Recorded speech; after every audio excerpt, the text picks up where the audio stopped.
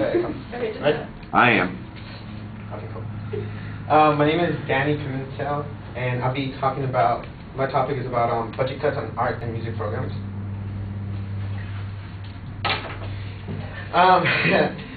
Who enjoys music here? Like, who enjoys listening to, like, Beyonce and everybody else? Yeah, we all know, we all do. And art, like going to films and watching movies and all that stuff.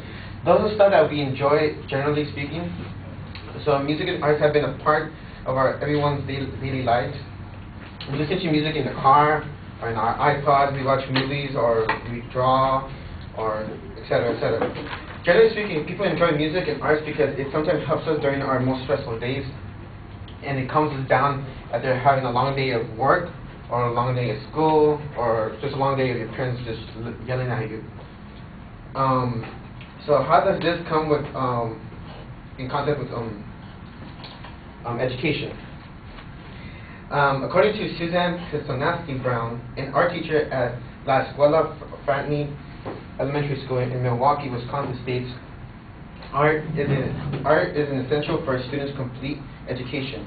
Also, according to the U.S. Department of Education, recommends that arts college-bound middle and junior high school students are studying. Many colleges view participation in art and music as valuable experience that broadens students' understanding and appreciation of the world around them. So, with that said, my major claim on this is budget cuts on music and arts program will have a dramatic effect over keeping the programs available. To support this, I have three claims. One is budget cuts on arts and music programs decrease interest of students wanting to learn math, reading, and other subjects. Two, budget cuts affect students' teacher success. And three, budget cuts affect teachers' employment. To go back to my first supporting claim, is budget cuts on arts and music programs decreases interest of students wanting to learn reading, math, or other subjects. Arts music program increases students' interest of learning by using an artistic approach.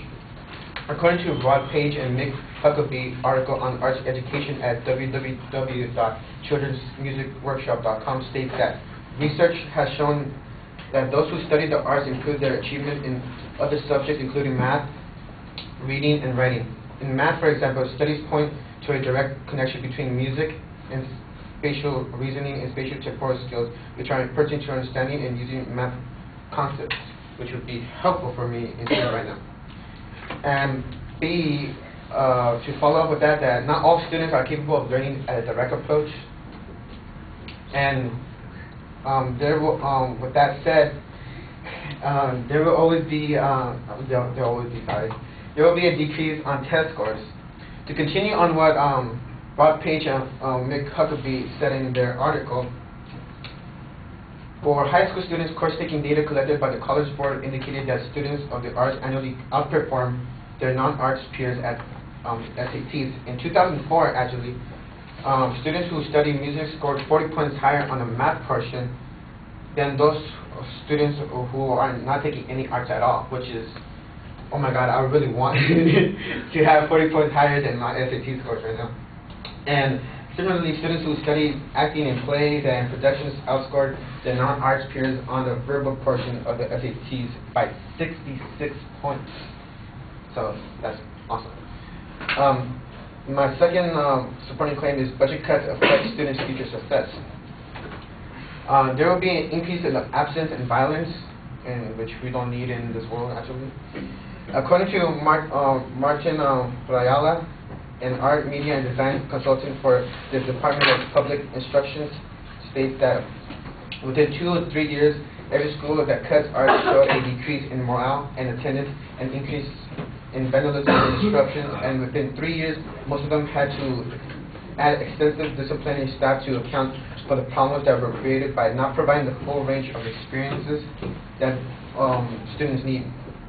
These staff additions are costing schools more than keeping the arts program and hurting in the process. So to know that taking the arts program that actually helps students go to college or be more successful in the future are being taken away, and they're wasting more money on adding security and all these crazy stuff it's not cool at all.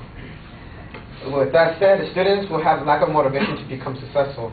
Like sometimes going from math, history, and other following subjects, it's kind of stressful. Students need a class that they're able to relax on and know that it'll be an easy A.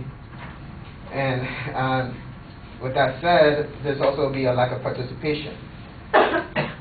Now let's switch gears here. For my last point is budget cuts affects teachers' employment. Arts music teacher will be out of a job. In the New York Times, an editor named Jennifer Medina in her article states that Elm Creative Arts Elementary School in Milwaukee has lost 3 art special teachers in the last few years, and the remaining 4 are in jeopardy of preparing to deal with an expected $24 million shortfall for the Milwaukee Public Schools budget. Smaller school districts and arts programs have also been affected by cuts like South Shore District reducing art teacher hours by 20%, Gideon School District hours for its music teachers, and Park Falls School District will cut $15,000 from the music program. Students lose, to follow up with this, students lose out the experience of learning music or arts or even wanting to become arts or music teacher. So in conclusion, budget cuts on the arts and music program will have a dramatic effect over keeping the programs available. Now my question is to you. Do you want your little brother, sister, or your future kids to not attend college and not be successful? Okay, so that is my end. Yeah, back to that.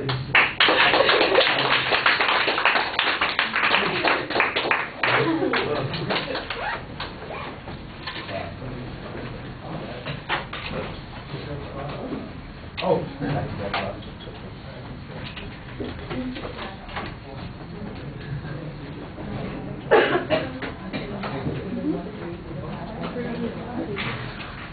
All right, you need to get to the claim a little quicker. The background information is okay, but it does take up a lot of time. I'm not sure how much dispute there's going to be that cutting programs means that people might lose jobs. No kidding. So I'm not sure there's much argument on that point. For example, there might be some argument if in the long run... Excuse me. You only get 2 more though. No, 1 more. No, 2 a day. Oh. So that's the limitation. Yeah. All right. That there are benefits to music education and arts education. I think that people generally understand those concepts, but the impact.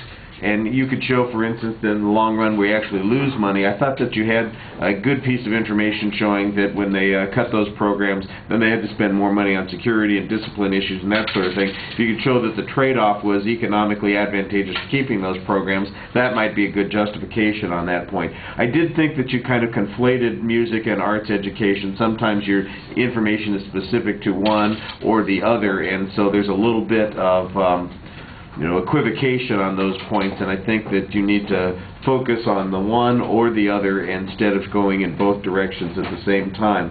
You're looking down quite a bit while you're delivering the presentation. It undermines your credibility a little bit. The exit, I thought, was a little weak. It just seemed like, you kind of ran out of time.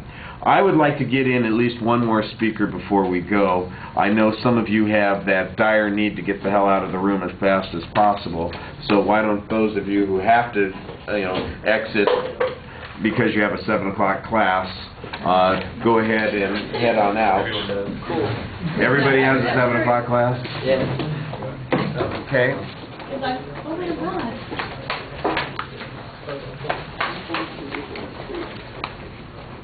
But we have time, and they'll still give us 5 minutes before 7 to hear one more speech. It doesn't matter which person we hear. We've got Gabriel and we've got Palik. Do either of you have a preference? Rochambeau, yeah. No, it's not that big a deal. Is the person who's supposed to do the refutation and the peer evaluation of Gabriel here? Are both of those people here? One? Because it would be wrong if they walked out right now. How about for Palik? 1, 2. Okay, let's have Pally. All right, Gabriel, we'll just have to bump you. Thursday? Be ready on Thursday. We'll see.